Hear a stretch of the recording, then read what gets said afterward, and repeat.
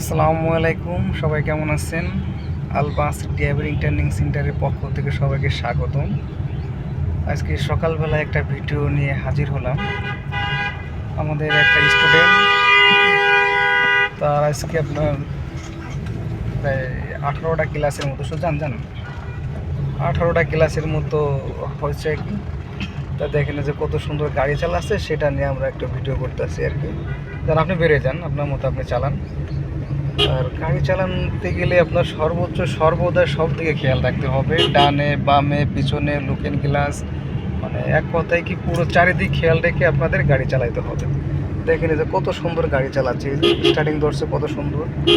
হ্যাঁ, কে বলবে যে ইনি আমাদের যে একটা স্টুডেন্ট, যে মনে হচ্ছে অনেক সিনিয়র ড্রাইভার হবে সেরকম গাড়ি চালাচ্ছে। দেখেন পাশেই যে আমি বসে আছি, আমি কিন্তু মাস্টার বাইকেও পাড়া দিই নাই, জাস্ট ওনার মতো উনি চালাচ্ছে আর কি।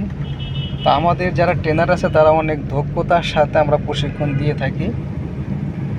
যে আলবাস ড্রাইভিং ট্রেনিং সেন্টারে এসে আপনি সর্বদাই সার্ভিস পাবেন আমাদের কাছ থেকে, কোনো সময় কোনো ভুল ত্রুটি হবে না। তারপর আমরা যতটুকু পারবো চেষ্টা করবো আপনাদের শেখানোর জন্য। আর সর্বদা আপনাদেরই কনফিডেন্স রাখতে হবে, যে আসলে গাড়ি চালাতে গেলে মেন আসলে কনফিডেন্স।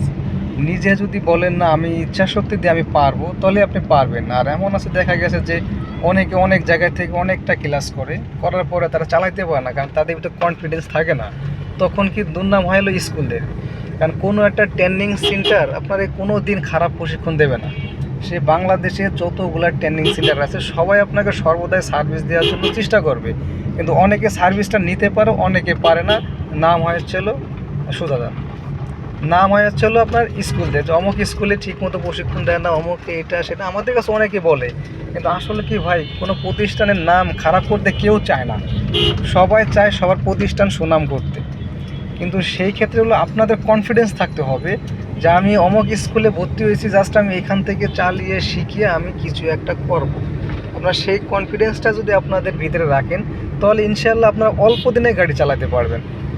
অনেকে বলে ভাই কত মাস লাগে গাড়ি চালাইতে, আসলে কি ভাই কত মাস লাগে না। আপনি যদি ঠিকমতো ক্লাস করেন বা নিয়মগুলা যদি আপনি রাস্তায় এসে বুঝেন যে আমার রাস্তায় কী নিয়মে চালাইতে হবে, আপনি নিয়মটা ফলো করে গাড়ি চালান, আপনার কয় মাস লাগবে না, আপনি 10 থেকে 15 দিনের মধ্যে আপনি ভালো দক্ষ ড্রাইভার হতে পারবেন। কিন্তু সেটা আপনার নিজের ভিতর থেকে আপনার এই জিনিসগুলো বের করতে হবে। আর স্টার্টিংয়ে বসলে আপনার ভয় পাওয়া যাবে না। অনেকে ভয় পায়, ভয় তো অনেক কাঁপাকাঁপি করে, কিন্তু ভয় পাওয়া যাবে না। যে স্টার্টিংয়ে বসছেন তো ইনশাল্লাহ আমি গাড়ি চালাবো, সব দিকে খেয়াল রেখে আমি গাড়ি চালাবো। দেখেন আমাদের ডাইন বাম তো কত গাড়ির চাপ, তারপরে কিন্তু আমি কিন্তু ওনার স্টার্টিং ধরতেছি না, উনি নিজেই কিন্তু কাটতেছে, সেভাবেই ওনাকে আমাদের প্রশিক্ষণ দেওয়া হয়েছে আর কি। তাই এই জন্য যে যেখান থেকে আপনারা ট্রেনিং করবেন, যে স্কুল থেকে ট্রেনিং করবেন, তারা সেইখানে সুন্দরভাবে শেখার চেষ্টা করবেন। বা আপনাদের যে ট্রেনার মাস্টার থাকবে তার কাছ থেকে অনেক পরামর্শ নেবেন, সে আপনাকে অনেক কিছু বলবে, ঠিক আছে, অনেক কিছু শেখাবে, সেগুলো আপনার ধরে রাখতে হবে, সোজা চলে যাবে। আর এই জন্য সবাইকে বলবো, আগে হলো কনফিডেন্স তৈরি করবেন। গাড়ি চালানো শিখতে হলে আগে আপনার কনফিডেন্সের দরকার। এই কনফিডেন্স নিয়ে হলো আপনার মাঠে নামতে হবে, যে না আমি দক্ষ ড্রাইভার হতে পারবো, তাহলে ইনশাল্লাহ আপনি অনেক কিছু করতে পারবেন।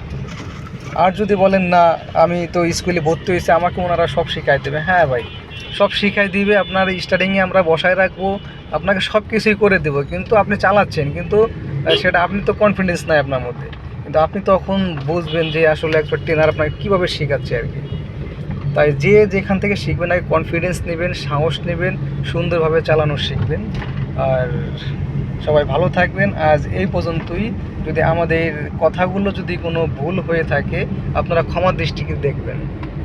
এই বলে শেষ করলাম। আল্লাহ হাফেজ, আসসালামু আলাইকুম।